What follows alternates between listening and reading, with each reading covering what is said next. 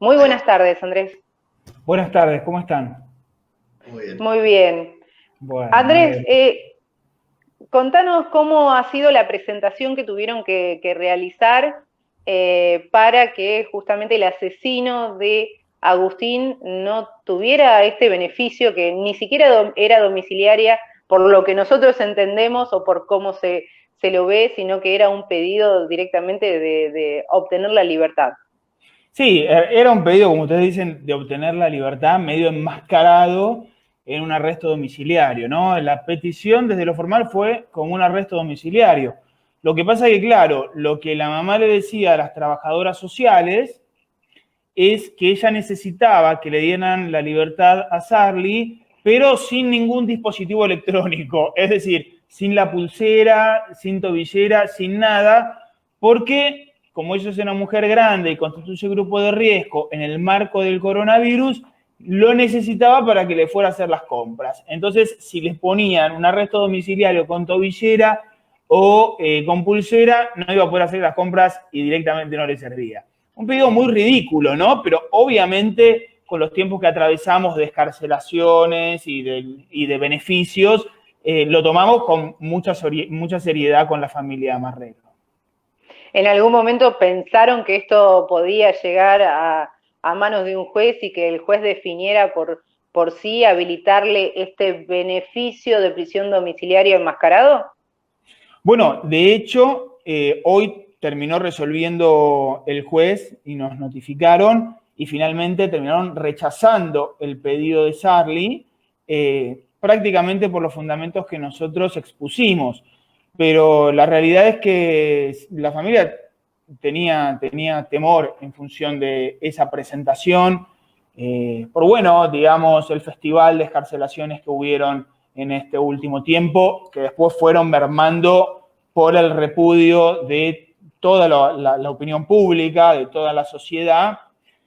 Pero bueno, digamos, no dejaba de ser un pedido que formulaba la defensa, esta defensa pública, y que iba a tener que ser atendido por el juez que estaba interviniendo en esta etapa, ¿no? Entonces, la familia obviamente tenía temor de que esto sucediera. Sarli es una persona absolutamente peligrosa. Recordemos que el caso de Agustín estremeció a toda la sociedad por lo brutal de ese homicidio a un nene tan chiquito que no tenía la más mínima posibilidad de defenderse, de una persona que tenía conocimientos de artes marciales, que era karateca y que lo dejó en una situación de indefensión absoluta, de ahí el agravante de alevosía que le termina dando la cadena perpetua. Hoy continúa cumpliendo la cadena perpetua. ¿Tiene la posibilidad de algún beneficio para achicar esta pena? Bueno, los beneficios, en realidad cadena perpetua en, digamos, nuestro sistema penal no existe. Son 35 años. Lo que pasa es que después de 35 años sí puede comenzar a solicitar beneficios o la libertad condicional. Hay un solo caso en la historia, digamos, criminal argentina, que es el de Robledo Puch, que le dieron una cadena perpetua y que efectivamente, digamos, no se le otorgó, pasados los 35 años, ningún tipo de beneficio. Pero, digamos, hay en todos los otros casos, la perpetua no fue tal. A los 35 años obtienen la libertad. Doctor, ¿qué tal? Buenas tardes, ¿cómo está? Una Buenas consulta, tardes. perdón, Irina. Te interrumpo porque le quiero hacer esta consulta porque una vez que se llevó la condena y todo lo demás quedó todo disfrutando. Usted como abogado defensor y ya en cuestión juzgada, pero su opinión o por lo menos sus expectativas, era chocante preguntárselo a Marcos, por eso se lo pregunto a usted, sobre la libertad hacia la madre, o por lo Sí. menos encontrar la culpable. ¿Qué opinión le merece? ¿Cree que tuvo responsabilidad?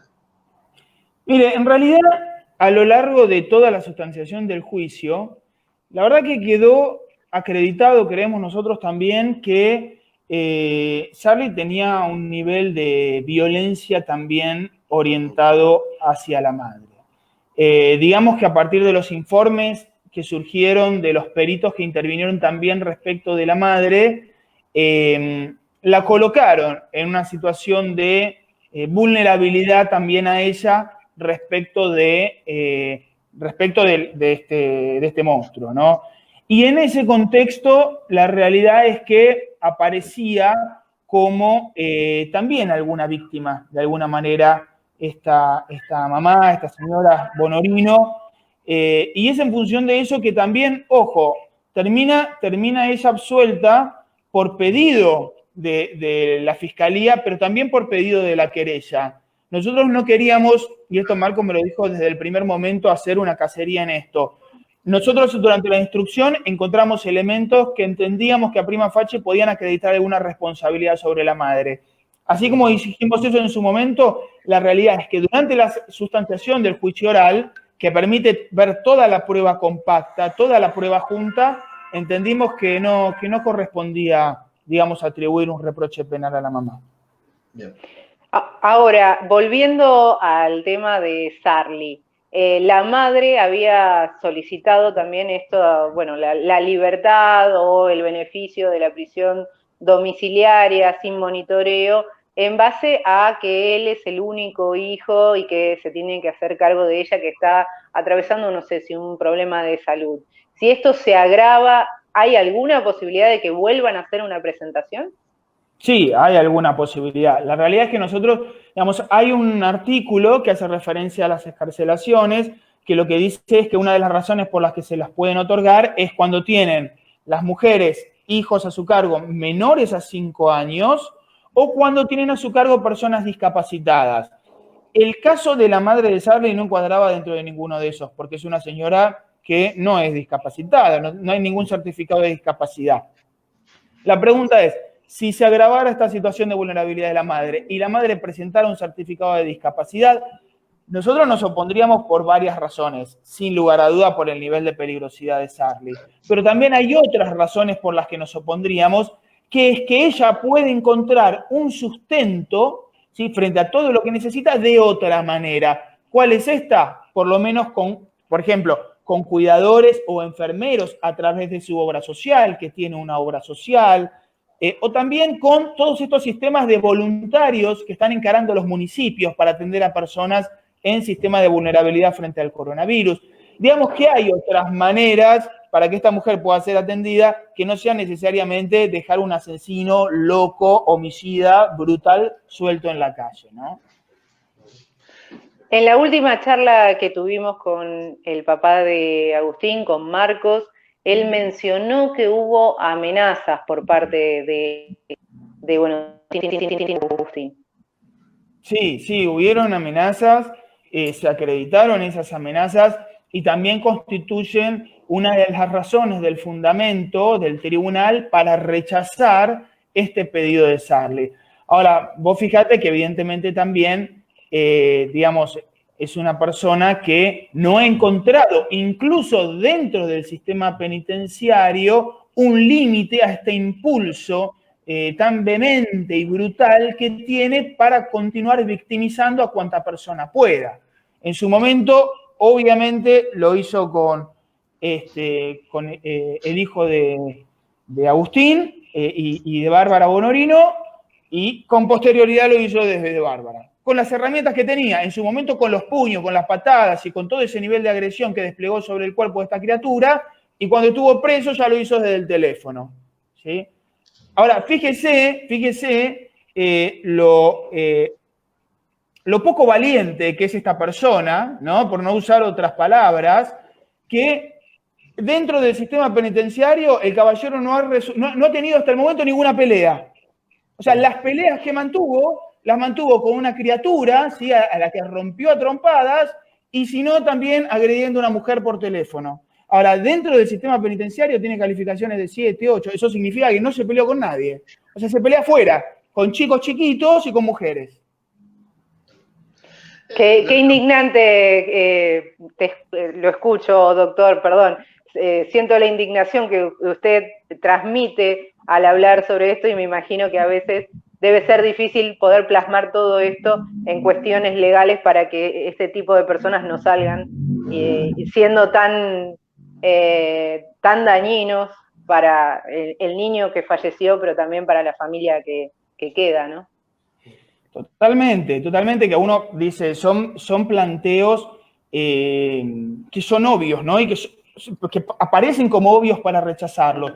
Pero muchas veces, lamentablemente, que este no ha sido el caso y este es un buen tribunal, pero muchas veces la justicia, digamos, pareciera ser que no tiene la misma lógica que tenemos los ciudadanos comunes, ¿no? Entonces, lo que parece a veces obvio, no lo es para la justicia, ¿no? Y ya de por sí, que tengamos que entrar en una discusión de si este tipo, teniendo una perpetua, habiendo cumplido 2 años nada más, tengamos que ponernos a discutir si tiene que salir o no, porque la mamá lo necesita para hacer las compras, es algo tan ridículo, pero que sin embargo tenemos que contestarlo.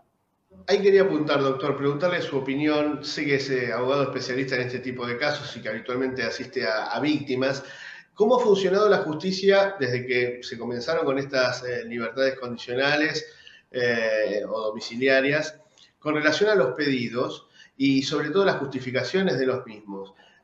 Y sobre todo una cuestión, teniendo en cuenta que usted es especialista en estas cuestiones, si, como se había dicho en primera instancia, a las víctimas se le avisa, porque yo sé que tal vez en este caso a usted le avisaron que estaba el pedido, o tal vez usted se enteró por su trabajo, pero seguramente que tendrá algunos otros casos testigos para comentarnos, ¿no? Si realmente funcionó bien, si las víctimas se enteraban que sus victimarios iban a recuperar la libertad, aunque sea condicional, y cuál es su opinión sobre lo que pasó, más allá de que ahora, gracias a la presión pública, ha mermado, y esto corre por mi cuenta y mi opinión, digo, pero la suya, ¿cuál es al respecto?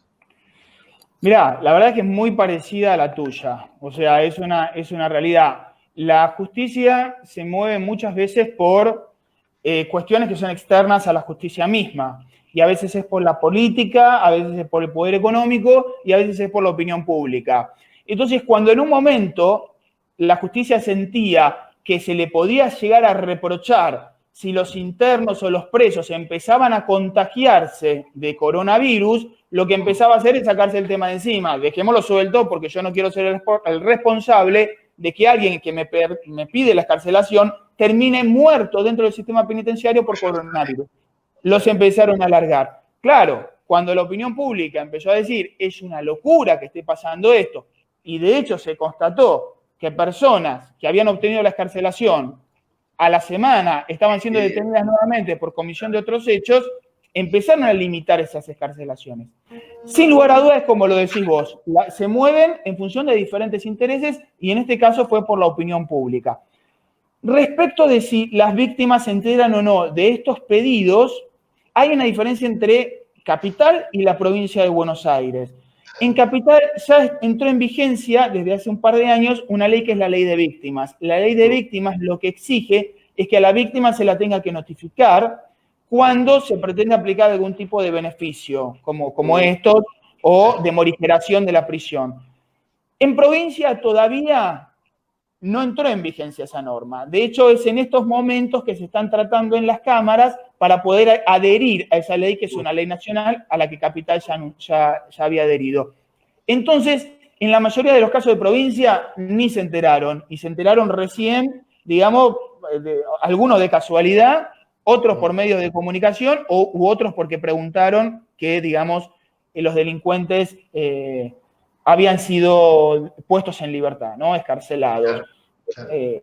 Pero bueno, depende puntualmente de esa ley de víctimas, que en provincia todavía no se había adherido y en Capital sí. Bien. ¿Y Lina? Por mi parte, muchísimas gracias, Andrés. Muchísimas gracias por la información y, bueno, también por el trabajo que realizás para que este tipo de personas continúen en la cárcel. Es verdad, hay que agradecerle públicamente, doctor, porque yo conozco el entramado y sé que se ha puesto a disposición de Marcos y la familia en forma desinteresada y se lo agradecemos por una comunidad que ha estado atrás de este caso. Que nadie está preparado para estas cuestiones y si no tiene un respaldo como el que usted le ha dado, a veces las causas quedan en la nada. Así que el agradecimiento de la comunidad por lo que ha hecho por la familia Barrera. No, por favor, gracias a ustedes también por ocuparse siempre de estos temas, por darle una mano a Marcos y a toda su familia, y el papá, ni hablar, que es un gladiador. Es realmente muy difícil atravesar lo que atravesó él, lo que atravesó toda la familia, y siempre ha estado de pie peleando en su momento para hacer justicia, y ahora parece una locura, porque uno dice, bueno, ya le dieron prisión perpetua al asesino de mi hijo, puedo descansar. No, hay que seguir peleando para que el tipo no salga. Gracias, Doc. Que siga bien. Abrazo grande, hasta luego. Qué fuerte, ¿no? ¿Cuántos casos que ni nos debemos haber enterado de que están en libres, ¿no? Pensándolo de esta manera.